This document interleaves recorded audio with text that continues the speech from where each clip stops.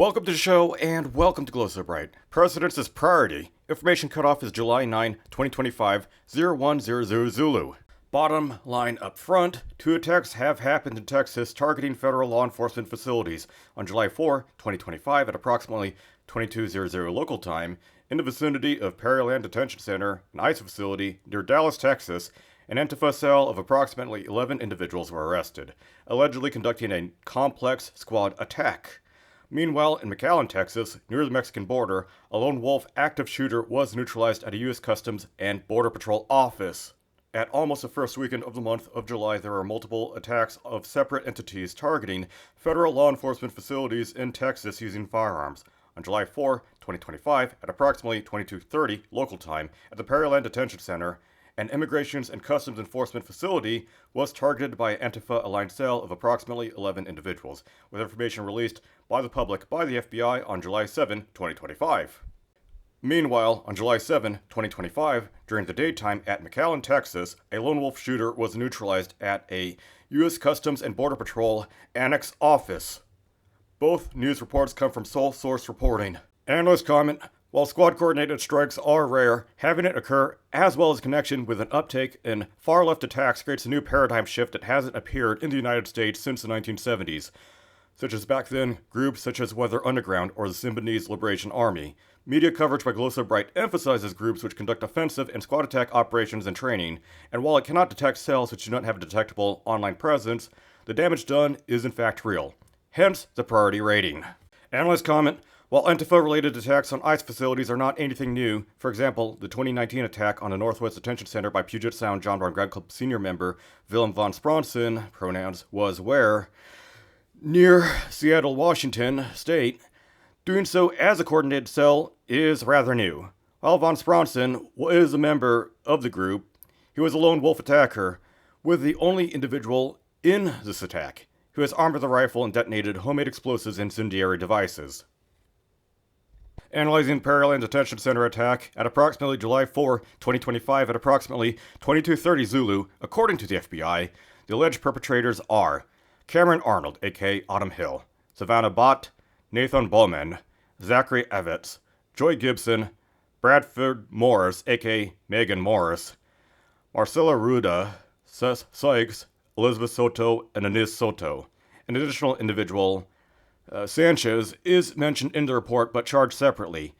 They are charged with 3 counts of attempted murder, 2 counts of discharging a firearm during, in relation to, and in furtherance in a crime of violence. The group's composition was wearing all black uniforms, dark-colored masks, tactical helmets, radios, along with black plate carriers of airsoft grade such as Condor, with multiple .556 caliber magazines, spray paint, and fireworks to lure law enforcement to a kill zone, and to use AR-15 .556 caliber rifles as well as handguns to open fire and ambush said law enforcement.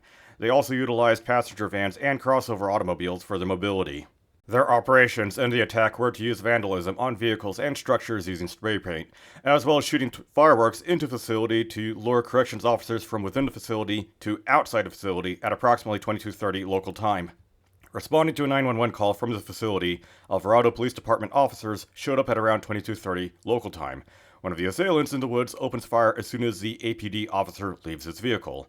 The officer was struck in the neck as soon as he left his vehicle. Additionally, assailants hiding within the woods opened fire at APD officers as well as corrections officers, firing approximately 20 to 30 rounds total from .556 caliber firearms. Police later recovered a Franklin Armory AR-15 rifle that was jammed, as well as another abandoned AR-15 in the woods across from Pearland Detention Center, as well as 2 abandoned plate carriers, spent .556 caliber casings, and a pistol magazine.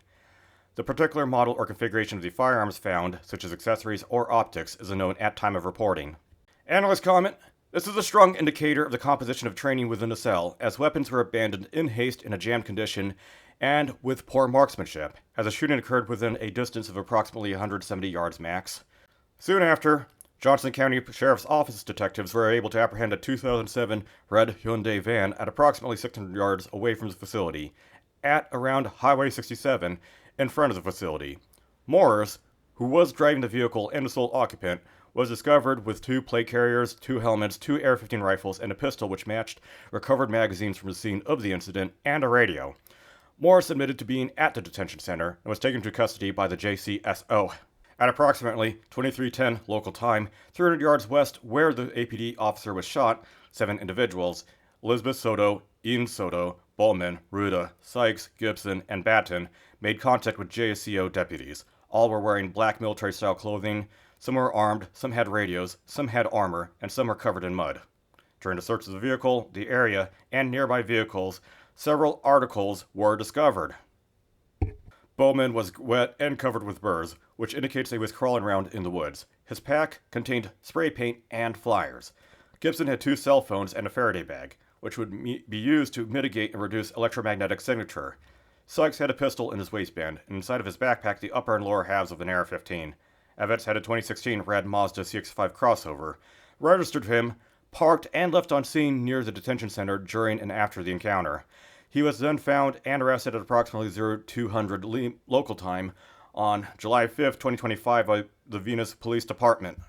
At Morris's residence in Dallas, Texas, after a valid search warrant was conducted on July 5, 2025, police discovered 9 firearms, 3 vests, a can of spray paint, or multiple cans of spray paint, and fireworks.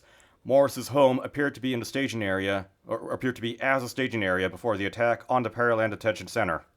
At July 6, 2025, at 10:55 local time, there was a telephone interaction between Ruda and Daniel Rolando Sanchez, an individual charged in a separate complaint.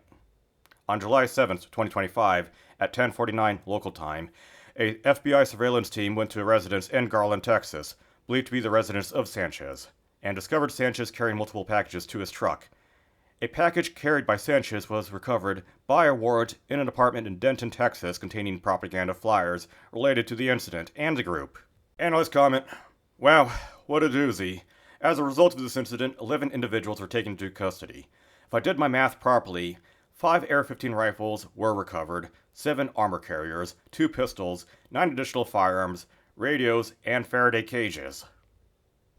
Analyst comment: without any photos of the firearms in condition, it is difficult to gauge additional effectiveness or false multipliers. However, given the low-grade equipment for armor and other objects found and recovered, as well as the battle damage assessment, it seems that the group has pretty poor training, knowledge, and proficiency with firearms. Analyst comment: in the composition of the cell, with 2 of the 11 being transgender, it seems that overrepresentation compared to the mean U.S. population in the makeup of general demographics, with the exception of the Warhammer 40k community, firearms entities, video games, the autism community, and the far left. Analyst comment: I suspect Morris is a senior leader of the cell, as it seems that a majority of equipment is found at his home and his vehicle. His home was used as a staging area, and that he was driving a large vehicle with passenger capability, a minivan, to ferry as much of the cell and their equipment into the Pearland Detention Center, with him and his vehicle being intercepted at the nearby highway between the parking lot and the exfiltration point, along with a large quantity of equipment. The rest of the cell appeared to be idle at the rally point, and it seems to be waiting in place to anticipate pickup by Morris. Yet with Morris being arrested in the meantime, it was police who showed up first to the rest of the cell at the exfiltration point. Over in McAllen, Texas, on July 7, 2025, an active shooter identified as Michigan resident Ryan Luis Mosqueda attempted to have an active shooting on a Border Patrol annex facility. From there, it was possible a law enforcement individual was shot. It is certain that Mosqueda has been fatally shot by returning fire. Prior to the incident, in his parked car with Michigan plates, a white Chevrolet Cobalt Coupe, he has written Cordis Die in black spray paint on his car. Analyst comment: Cordis Die is a fictional terrorist organization featured in the first-person shooter video game Call of Duty Black Ops 2, which was released in 2012. As portrayed in the video game, the leader of Cordis Die would declare a global revolution on June 20, 2025 in the game, using social media, which may lead to global chaos and war later in the campaign. Analyst comment: looking at his car, a riced-out Cobalt, shows the guy's intelligence and mental state. A true gamer right there.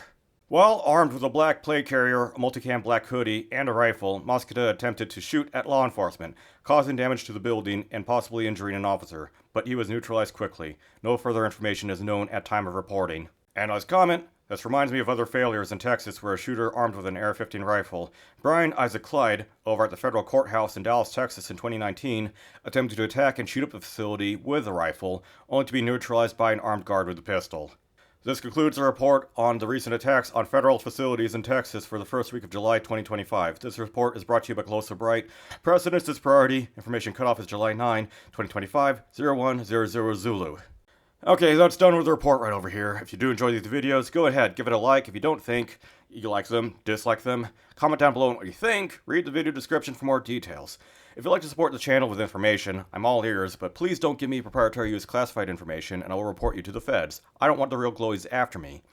If you want to support the channel financially, there's the Ko-fi link down below as well as the Subscribe link for crowdfunding on a monthly basis. Doing so greatly helps the channel, especially with equipment, maintenance, and administrative costs. Doing so may get you a prize, but no guarantees. However, the best way to show support to the channel is to subscribe and share. Doing so will help bring this information to light and help defeat the slop. Reports of known militias like Doll Squad are great. Same with battle damage assessments and post-incident reporting like we do today. Thank you very much for watching. A text version of this report is found in the video description down below, as well as sources. Wow. That is quick, that is rushed, that's pretty long-winded, but pretty high priority report out there, so I gotta push it out quickly. Thank you for watching, folks.